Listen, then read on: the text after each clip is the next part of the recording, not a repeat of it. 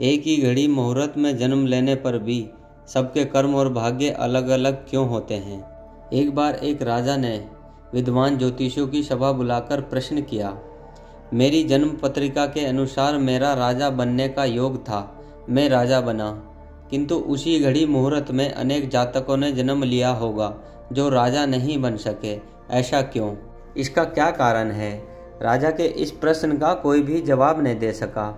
अचानक एक वृद्ध खड़े हुए और बोले, महाराज, आपको यहाँ से कुछ दूर घने जंगल में एक महात्मा मिलेंगे, उनसे आपको उत्तर मिल सकता है।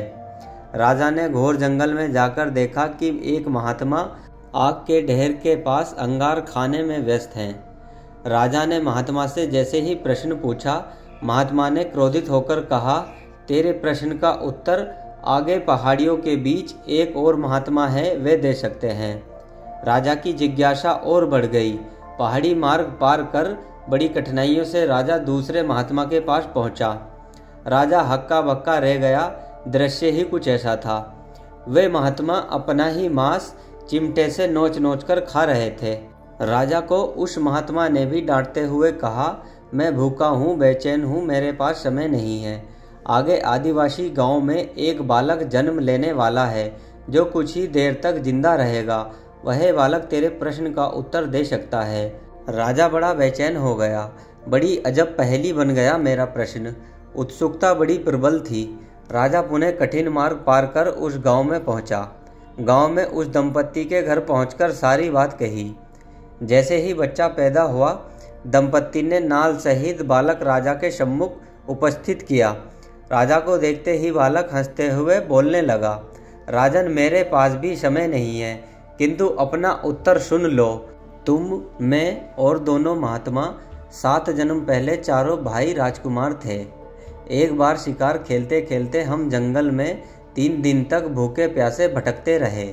अचानक हम चारों भाइयों को आटे की एक पोटली मिली। हमने उसकी 4 बाटी बनाई।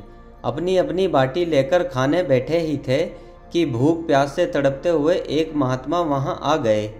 अंगार खाने वाले भैया से उन्होंने कहा, बेटा, मैं 10 दिन से भूखा हूँ, अपनी बाटी में से मुझे भी कुछ दे दो, मुझ पर दया करो जिससे मेरा भी जीवन बच जाए।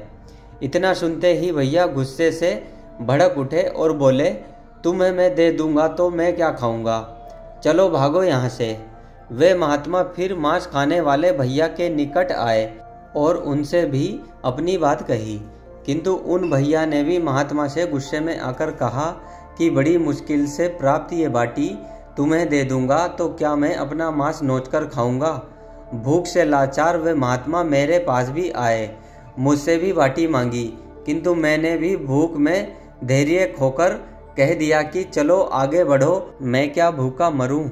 अंतिम आशा लिए वो महात्मा, है राजन, आपके पास भी आए, दया की याचना की।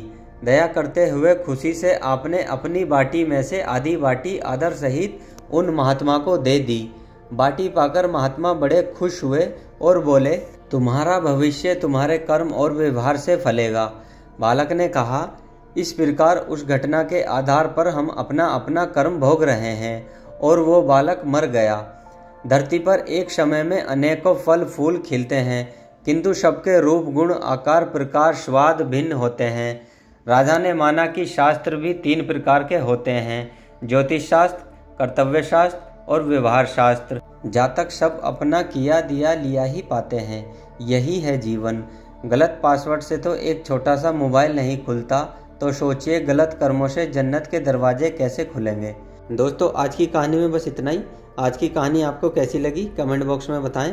कहानी पसंद आई हो तो वीडियो को लाइक और चैनल को सब्सक्राइब करें। मिलते हैं नेक्स्ट वीडियो में। जय हिंद दोस्तों।